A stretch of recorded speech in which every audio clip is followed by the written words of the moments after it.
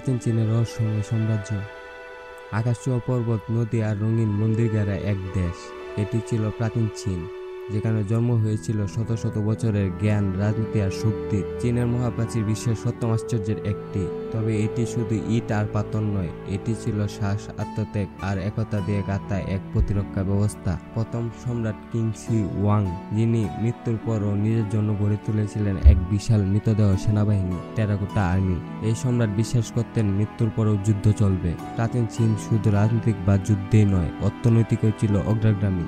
তাদের silk route ছিল পৃথিবীর প্রথম বৈশ্বিক বাণিজ্য পথ। চীন থেকে রেশম, চা, ভারতের গন্ধ ছড়িয়ে পড়েছিল ইউরোপ পর্যন্ত। কাগজ, কম্পাস, গানপাউডার, এমনকি চাপাখানা সবই এসেছে এই চীন থেকে। তাদের উদ্ভাবন আজও আমাদের আধুনিক জীবনের ভিত্তি।